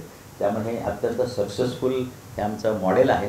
आणि तुम्ही याला जास्तीत जास्त जेवढी चांगली पण सहकारात जे काही चांगलं पण काही गोष्टी होतात, वाईट 5% 2% वाईट होत असतील, नाही असं नाही म्हणत, पण त्याला प्रसिद्धी मात्र खूप मिळते. किंवा यामध्ये कुठेही या आधुनिक याच्यामध्ये आम्ही बाकीचं बरंच सांगण्यात फार काय, पण आज सॉफ्ट पुरतीच आजची परिषद महत्त्वाची असल्यामुळे तुम्हाला काय विचारायचं असेल तर विचारू शकता प्लीज. जवळ 35 लोक होते आमचे, 35 35 लोकांचे सगळे एक्सपर्ट आहेत. हे सेंटर तुम्ही सुरू केलंय तर इतर बँकांच्या सारखंच आहे काय, त्याचं वेगळं पण काही आहे काय? सगळ्या राष्ट्रीयकृत बँकांमध्ये असंच सेंटर आहे काय आता तुमचं आधुनिक आहे त्याच्यावर? आपल्या बँकेच्या वेगळेपण असं आहे की एकतर आपण AI/ML बेस्ड सॉफ्टवेअर वापरतो, आर्टिफिशियल इंटेलिजन्स आणि मशीन लर्निंग बेस्ड सॉफ्टवेअर वापरतो. आणि जे ट्रॅडिशनल सॉफ्टची जी सॉफ्टवेअर्स आहेत त्या याला मॅनपॉवर जास्ती लागते, स्किलसेट जास्ती लागतो आणि ती प्रोप्रायटरी आहे. म्हणजे त्यांच्या टेक्नॉलॉजी. ही जी टेक्नॉलॉजी आहे ती ओपन टेक्नॉलॉजी, त्यामुळे हॅकिंग एथिकल हॅकर्स किंवा ज्यांना नेटवर्क सिक्युरिटी हे माहिती आहे ते लोक पटकन याच्यामध्ये ट्रेन होऊन ऑनबोर्ड करू शकतो आपण. इतर बँकांच्या स्टाफला ट्रेनिंग तुम्ही आता सिसॉकमध्ये ट्रेनर्स कसे डेव्हलप करणार आहात किंवा या संदर्भात तुमचा प्रत्येक स्टाफ हा टेक्नोसॅव्ही होणं आवश्यक झालेलं आहे? राज्य बँकेतला जवळजवळ प्रत्येक स्टाफ हा टेक्नोसॅव्ही आहे. आम्ही त्याच्याकरता IBMशी ॲग्रीमेंट केलेलं आहे आणि IBMकडे आमचा प्रत्येक स्टाफच्या ट्रेन होतोय. पण इतरांचा स्टाफ ट्रेन करण्याकरता सेकंड फ्लोअरला आम्ही मोठी एक क्लासरूम तयार करतो. इथं त्या स्टुडंटला राहण्याची पण सोय आहे. आमच्या इथं सगळे राहण्याच्या रूम्स आहेत. आमचं काय हॉस्टेल आहे आणि या हॉस्टेलमध्ये त्या लोकांना इथं ट्रेनिंग दिलं जाईल. म्हणजे माझ्या प्रत्येक सहकारी बँकेतला स्टाफ जो आहे स्टाफ हे आम्हाला इन्फॉर्मेशन देणार आहे तो स्टाफ वेल ट्रेन झाला पाहिजे याची पण जबाबदारी आमचीच आहे. त्याच्यासाठी आम्ही अत्यंत नाबार्डच्या माध्यमातून कोर्स डिझाईन केलेला आहे आणि आम्हाला शिखर ट्रेनिंग संस्था म्हणून नाबार्डची परवानगी आहे. त्यामुळे आमचे शिखर ट्रेनिंग 2 सेंटर्स आहेत, एक इथं एक दुसरं नागपूरला आहे. त्यामुळे दोन्ही ठिकाणी आम्ही शिखर ट्रेनिंगमध्ये या कोर्सचा समावेश केलेला आहे. त्यामुळे आम्ही अत्यंत कमी याच्यामध्ये, कारण का याला नाबार्डकडनं पण आम्हाला आर्थिक मदत मिळत असते. नाबार्ड आम्हाला संपूर्ण कोर्स डिझाईन केल्यानंतर आमचे जे काही प्रत्येक कोर्सवाईज ते रक्कम आम्हाला देत असतात वर्षाचं बजेट. त्यामुळे ही आम्ही दोन्ही ठिकाणी ही ट्रेनिंग सुरू राहील. हे सिसॉक डेव्हलप करण्यासाठी नाबार्डचं किंवा सरकारचं काही अनुदान? नाही अनुदान नाही. आम्ही कुठलंही अनुदान मागितलं नाही किंवा घेतलं पण नाही. परत एकदा सांगतो तुम्हाला, हा एकमेव बँक आहे की ज्या बँकेने सरकारने दिलेले पैसा अनुदान मदत 100 कोटी रुपये त्यांना परत केलेले. आज महाराष्ट्रात दुसरी कुठलीही बँक नाही की सरकारने दिलेले पैसे त्यांना परत केले. ही एकमेव बँक अशी आहे त्यामुळे त्यांना पैसे परत केले. त्यामुळं कोणाचा इंटरफिरन्स यामध्ये नाही. कारण का शासनाचं जर कॅपिटल असेल तर मात्र आम्हाला प्रत्येक वेळेला परवानगी घ्यावी लागते कुठल्याही गोष्टीला. पण आता शासनाचं आमच्याकडं कुठेही भाग भांडवल नाही. शासनाचा इंटरफरन्स तुमच्या बँकिंग सिस्टममध्ये ऑपरेटिंगमध्ये कितपत आहे, होतो का? नाही, शेवट शासनाचा इंटरफिरन्स म्हणजे काय हे डेफिनेशन खूप वास्ट आहे, खूप वास्ट डेफिनेशन आहे. प्रामाणिकपणे बोलायचं तर कुठेही जर आम्हाला याला तुम्ही एक उदाहरण म्हणून देते तर पण तिकीट तुम्हाला कसं घ्यायचं ते बघा. आमच्याकडे पूर्वी एकाची बदली गेली तरी 100 लोकांचे फोन यायचे. आता ही माझ्या मतदारसंघातली आहे, हे माझं असं आहे, हे माझं तसं आहे, हे माझं तसं आहे, हे माझं तसं आहे. आणि फार सगळ्यांकडून मोठमोठ्या नेत्यांकडून लोकप्रतिनिधी आहेत ते. आम्ही माझ्याकडे 6 युनियन आहेत आणि 6 युनियन जे मुंबई युनियनचे अध्यक्ष आनंदराव आडसूळ आहेत. त्या सगळ्यांना युनियन मी विश्वासात घेतले आणि ते युनियनचे मी ॲग्रीमेंट केलं, करार केला आहे आणि ऑन रेकॉर्ड आहे, तो करार रजिस्टर्ड आहे की अशा कुठल्याही एखादी बदली झाल्यानंतर किंवा कोणाचंही मला जर रेकमेंडेशन आलं तर मी रेकमेंडेशन मी ऐकणार, कारण का ते लोकप्रतिनिधी आहे. पण ज्या स्टाफनी हे रेकमेंडेशन आणलं, या स्टाफच्या वतीने रेकमेंडेशन झालं, त्या स्टाफला बोनस मिळत नाही आमच्याकडं. आम्ही त्याला बोनस नाही देत.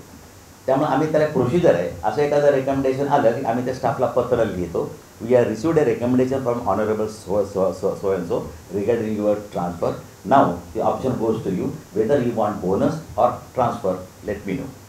आम्हाला दुसऱ्या मिनिटाला स्टाफचं पत्र येतं की आम्ही आयुष्यात कधी कोणाकडे गेलोच नाही, आम्हाला काही नको, कारण आमचा बोनस हा 3-4 लाख रुपयाचा असतो.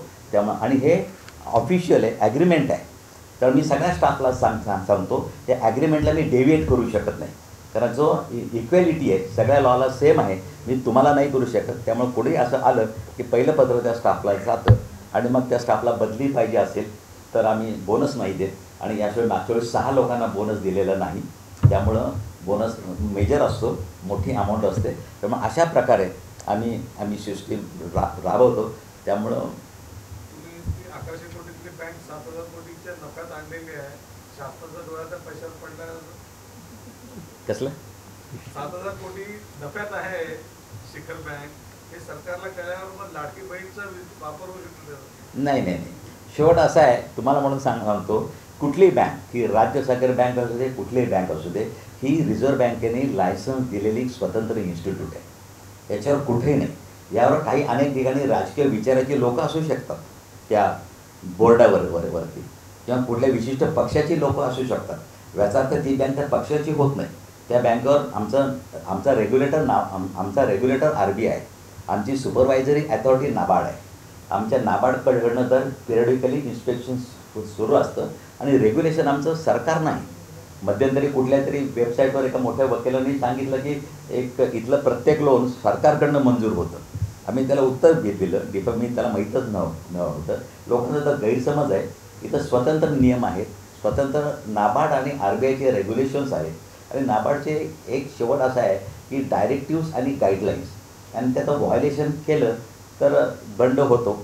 आज 7 वर्षामध्ये आमच्या बँकेला एकदा दंड झालेला आहे. ते कशा करता, एक तर सिंपल गोष्ट आहे की एक लोन दिलं गेलं आणि त्या लोनला जे कार लोन होतं, लोन बंद झालं, तर ते RCTC आम्ही घेतलं नाही, म्हणून आम्हाला यू वोंट बिलीव्ह इट, मी रेकॉर्डवर सांगतो, 36 लाख रुपये दंड.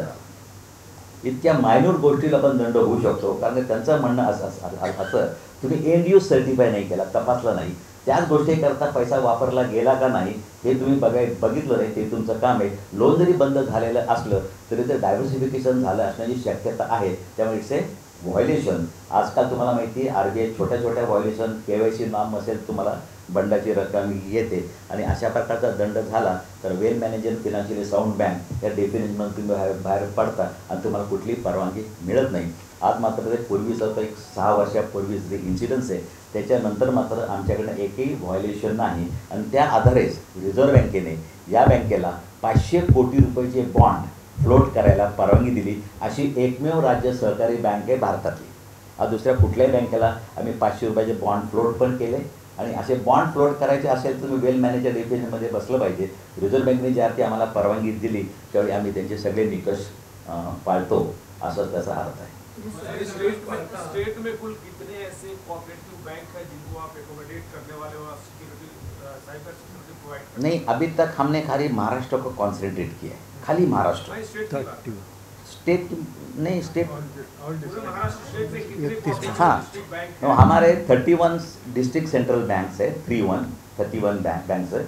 उनके सबको हम अकाउंटेट करने जा रहे हैं, सबको, किसी को भी हम ये करेंगे नहीं. लेकिन उसमें से जो बड़ी बैंक्स है, अभी से PDCC लार्जेस्ट बैंक है, PDCC Pune district cooperative bank है, उनको हम पहले, अभी सातारा है, फातारा उसके नंबर 2 को है. दोनों हम अभी उन्होंने हमको अप्रोच किया है. दोनों अभी हमारे इसमें बोर्ड पे आ रहे हैं. सिंधुदुर्ग है, जितनी बड़ी बैंक्स है. कोई छोटी बैंक भी है, डिस्ट्रिक्ट कोऑपरेटिव बैंक है, चंद्रपुर है उधर एक, और कुछ वीक बैंक्स भी है. वो बाद में वो ये होगी, वो ऑनबोर्ड होने वाली है.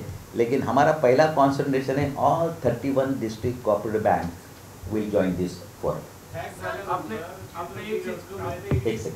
आपने एक चीज़ कहा कि ये जो साइबर जितना प्रोटेक्शन है बैंकों का वो बहुत ही रिस्की है, और उसके लिए जितने भी हाई स्किल्ड आपके पास वर्कर हैं, जो भी एम्प्लॉई हैं, आप कह रहे हैं कि किसी भी बैंक से कोई भी चार्ज नहीं लेंगे, ये पूरा निःशुल्क है. तो इसे मेंटेन कैसे किया जाएगा? जो एक्सपेंस है कैसे मेंटेन किया जाएगा? वो हमने कौन आपको support हर ईयर में हमारा जितना प्रॉफिट है उसमें से 1% हम उसको मराठी में बोलते हैं सहकार कृतज्ञता निधि। मतलब हम उसको हम तो उस आप समझ गए होंगे उसका मीनिंग क्या है। कोऑपरेटिव में अपेक्स बैंक है, तो हमारी नैतिक जिम्मेवारी है, हमारा इथिकल ये है वो, इसके लिए हमने प्रॉफिट में से एक कुछ अमाउंट हमने ये करके रखे प्रोविज़न किया है। हमने स्टाफ के लिए भी प्रोविज़न किया है, स्टाफ के लिए 0.5% देना, हाँ 0.25 स्टाफ के लिए हमने रखा है। जिनके भी ऑपरेशन है जो कुछ है उसमें से हम देते, लेकिन जो कुछ है वो हमने प्रोविज़न करने के बाद ही हम उसको एक्सपेंस कर सकते हैं। सर मग त्याच्यामध्ये तुम्ही म्हणता की आम्ही याच्यामध्ये कोणतेही चार्ज देणार नाही, मग सगळ्या बँकांचा डाटा तुमच्या हातात सहजपणे येणार आहे या ह्याच्यामध्ये? नाही, डाटा त्यांच्याकडेच असणार। या बँकांचा डेटा येणार म्हणजे काय, त्यांच्या खात्यांची माहिती वगैरे येणार नाही, आपल्याकडे फक्त लॉग्स येणार आहेत आणि त्या लॉग्समध्ये फक्त IP ॲड्रेस असतो, त्याच्यामध्ये खातेदाराचं नाव किंवा हे काही नसतं, नाही तो मशीन डेटा येणार आहे। तुमच्या ट्रान्झॅक्शनमध्येही तुमचे लॉग्समधले कोणी कोणाला पैसे दिलेत वगैरे हा डेटा काही येत नाही। नाही, पण म्हणजे एखाद्या बँकेने साधारण त्यांचं काय वर्षाचं ट्रान्झॅक्शन साठी किंवा काय नाही तो डेटा काही येत नाही याच्यामध्ये। सर सरकारची प्रतिमा लोक डागाळतात नाही तुम्ही आता एवढं काम करता, लोक डागाळत नाही, आपोआप डागाळी गेली आहे। डागाळी गेलेली आहे। आता रिझर्व्ह बँकेनं 36 लाखाचा दंड लावला, पण कुठल्या सरकारी बँकेत असं काही झालं असतं तर रिझर्व्ह बँक असा दंड लावते का? नाही, मी रिझर्व्ह बँक 12 वर्ष मी माझ्याकडे साहेब महाराष्ट्र, गुजरात, गोवा, जम्मू काश्मीर, राजस्थान या 5 राज्यातल्या अर्बन बँकांचा प्रतिनिधी म्हणून मी RBIवर काम केले, 12 वर्ष काम केले। रिझर्व्ह बँक कुठे डिस्क्रिमिनेट करत नाही, या सगळ्या बँकांना दंड लागतोच, नॅशनलाइज असू द्या प्रायव्हेट सेक्टर असू। पण प्रामाणिकपणे सांगतो, सहकारी बँकावर दंड लागल्याची बातमी मोठी होते। या सगळ्या बँकांवर दंड लागतो, सगळ्या बँकांवर लागतो। कोणा बँका परवा ICICI बँकेला 10 कोटी रुपये दंड लागलाय, 10 कोटी रुपये दंड लागलाय, सगळ्या बँकांवर लागतो, कारण नॉर्म्सच तसे आहेत ना, ते नॉर्म्समध्ये कोणी सुटत नाही। पण ICICI बँक इतकी मोठी आहे आज बघायला जाल तर या लहान बँकांवर दंड आता ते माझा प्रश्न वेगळा आहे की आता इंडसइंड बँकेमध्ये थोडासा प्रॉब्लेम झाला, 3ऱ्या-4थ्या दिवशी रिझर्व्ह बँकेनं क्लॅरिफिकेशन दिलं की ह्या बँकेतल्या ठेवीला काही धोका नाही आहे आणि आता non of the business of RBI, पण न्यू इंडिया कोऑपरेटिव्ह बँक मिळाली त्याच्याबद्दल रिझर्व्ह बँक थोडासा शब्द शेवट असं आहे। आता मी कोणाची बाजू नाही केली, सरकारची प्रतिमा उजळणं हे रिझर्व्ह बँकेचं काम आहे की नाही, मी कोणाची बाजू नाही केली, पण फॅक्च्युअल परिस्थिती आपल्याला ॲक्सेप्ट केली पाहिजे। त्यांचं कुठेही आता एखाद्या 10 कोटीची बँक सहकारी बँक बंद पडली तर अर्थव्यवस्थेला कुठलाही धोका होत नाही, पण ICICI बँक, स्टेट बँक यामध्ये जर झालं तर पूर्ण अर्थव्यवस्था कोलमडून जाईल। त्यामुळे ICICI बँकेवर ज्यावेळी गुजरातमध्ये ATM मधनं पैसे मिळत नव्हते त्यावेळी RBIने चार्टर प्लेन ठेवून तिकडं पैसे नव्या करोड नोटा सप्लाय केल्याच ना। त्यामुळे आज असं आहे, इन्स्टंट कुठल्या बँकेकरता RBIने पुढे यायचं की या बँकेमध्ये कुठलाही धोका नाही, पैसे हे करू नका। शेवट आमची ताकद, आमची व्हॅल्यू किंवा आमची उपयोगिता आम्ही जोपर्यंत सिद्ध करत नाही। आज मी RBIना विचारलं, एक छोटंसं उदाहरण देतो, आज तुम्ही सगळे विचारताय सहकार्याबद्दल चांगलं वाटतंय मला, की मध्ये एका कुठली बँक मॅडम ती आमची मराठा, त्या बँकेवर रन लागला होता आणि मीडियाने असं कॅमेरा देत असताना तो रन त्या मीडियाच्या याच्यामध्ये दुसऱ्या बँकेच्या पाठीवरनं तो कॅमेरा गेला। त्या दुसऱ्या दिवशी त्या बँकेवर 6 वाजता रांग लागली होती। त्यावेळी RBIला आम्ही सांगितलं की तुम्ही बाबा या बँकेचं बॅलन्स शीट, ते आमच्या मॅडम त्यावेळी फेडरेशनच्या CEO होत्या, त्यावेळी त्याने RBIशी कॉन्टॅक्ट केलं। RBIने सांगितलं this is none of our job, this is job of federation, तुम्ही बाहेर या आणि तुम्ही सांगा या बँकेची आर्थिक परिस्थिती चांगली आहे।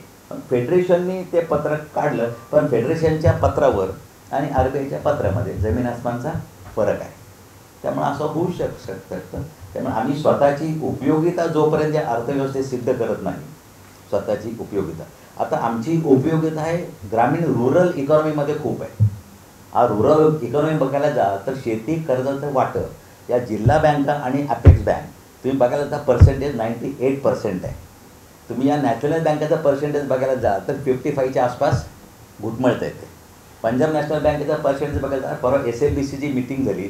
SLBCच्या मीटिंगमध्ये तुम्ही येऊन बघा 35%च्या वरती नाही आहे.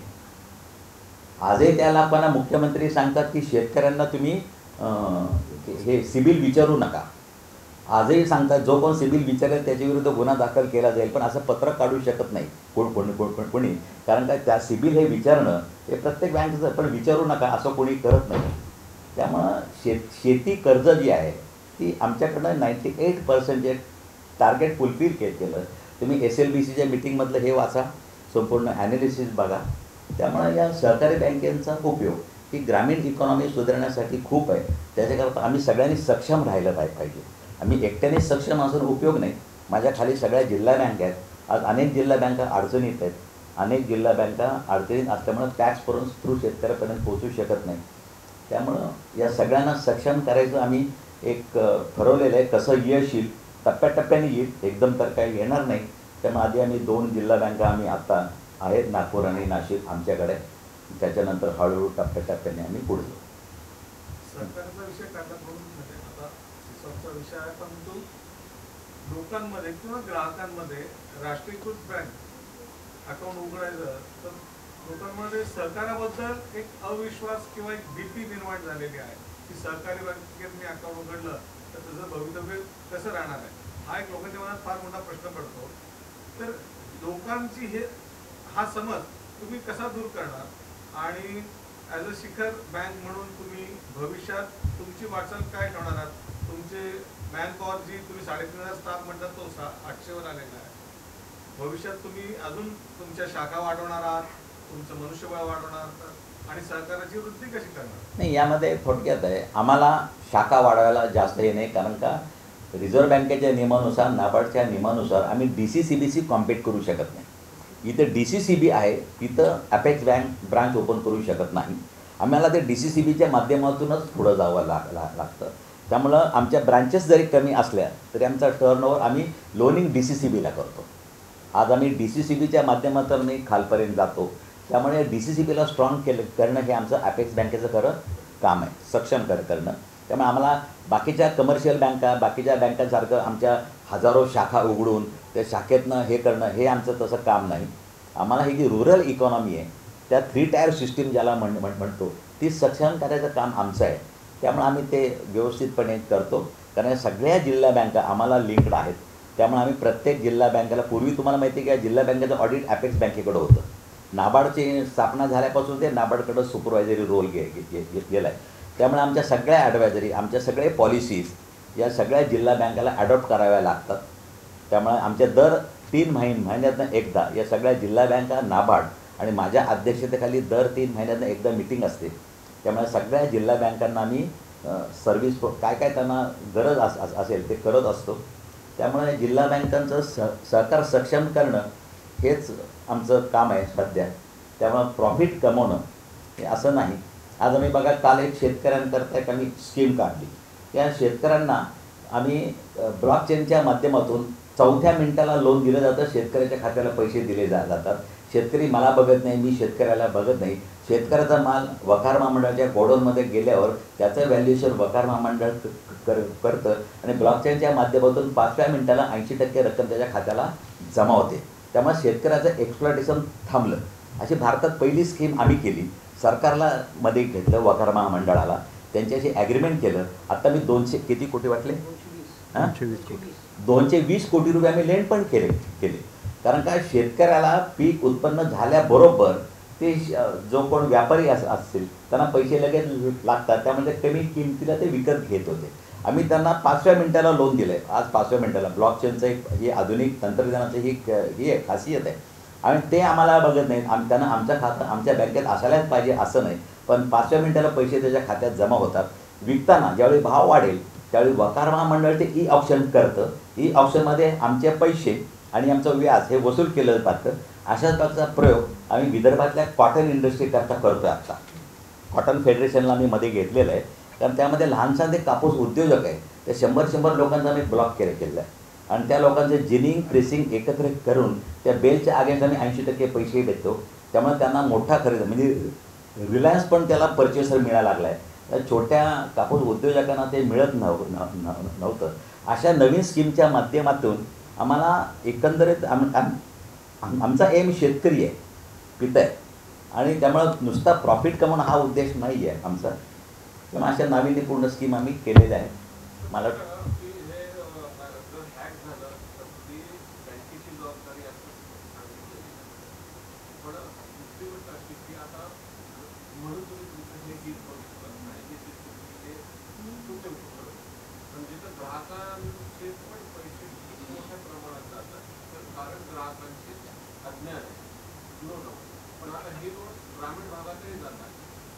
लॉटरी आहे किंवा काय शेअर मार्केट आहे जे काय आहे तर त्याच्यासाठी जेवढं तुम्ही सांगताय त्या गोष्टीसाठी थोडासा आहे काही चान्सेस. आम्ही बघा, आम्ही बँकिंग साक्षरता प्रतिष्ठान म्हणून एक माझं प्रतिष्ठान आहे. तुम्ही लोकसत्तेमध्ये बघायला जाल तर सेकंड पेजला रोज एक ॲडव्हर्टाईज येते आमची MSCI बँकेची. आम्ही बँकिंग अवेअरनेस देतो आहे लोकांना की कसं बँकिंग केलं पाहिजे. तुम्ही रोज बघा, रोज 365 दिवस बँकिंग साक्षरता प्रतिष्ठान अवेअरनेस देतो. आम्ही स्कूलमध्ये बँकिंग शिकवतो जाऊन. आत्ता स्कूलमध्ये आम्ही डेमो बँकिंगची तयारी ठेवली. आम्हाला 100 बाय स्क्वेअर फुटाची जागा द्या, MSCI बँकेच्या खर्चाने आम्ही तिथं बँकिंगचं सेटअप उभं करतो आहे. त्यामुळं हे आम्ही आणि असा सेटअप एक सातारला रयत शिक्षण संस्थेमध्ये उभं केलेलं आहे. त्यामुळे छोट्या छोट्या गोष्टी आहेत. हे बँकिंग वेगळं आहे. आमचं एक सोशल बँकिंग आहे. त्यामुळे सोशल बँकिंगमध्ये असून देखील आमची फिनान्शियल पोझिशन एकदम स्ट्रॉंग आहे. याचा पण आपल्याला विचार करायला पाहिजे.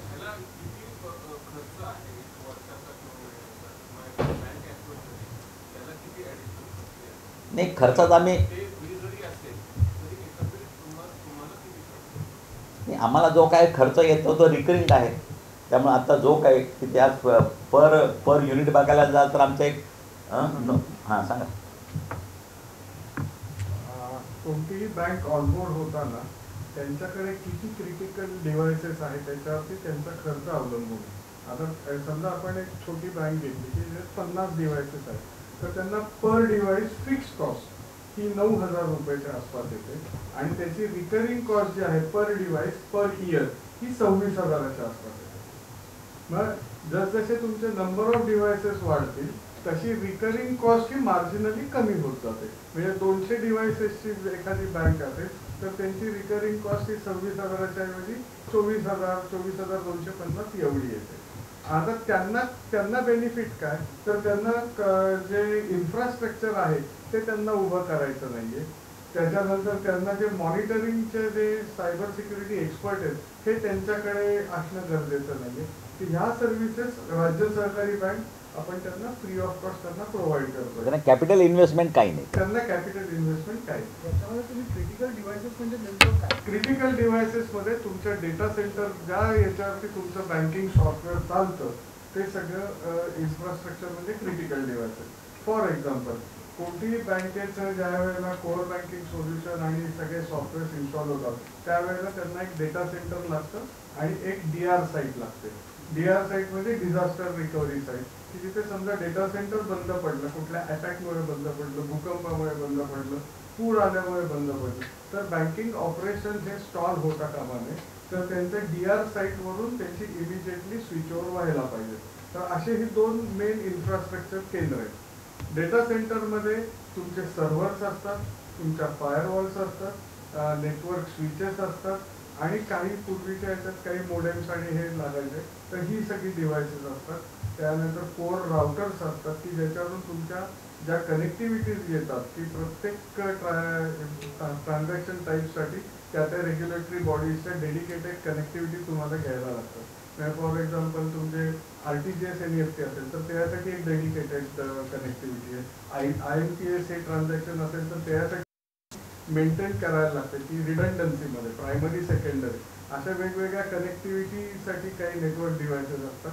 ही सगळी डिव्हायसेस आणि सर्व्हर्स हे सगळे क्रिटिकल डिव्हायसेस आहेत. आणि तुमच्या प्रत्येक ब्रांचला बँकेच्या ब्रांचेसला एक एक फायरवॉल असते, ती क्रिटिकल डिव्हाइसमध्ये.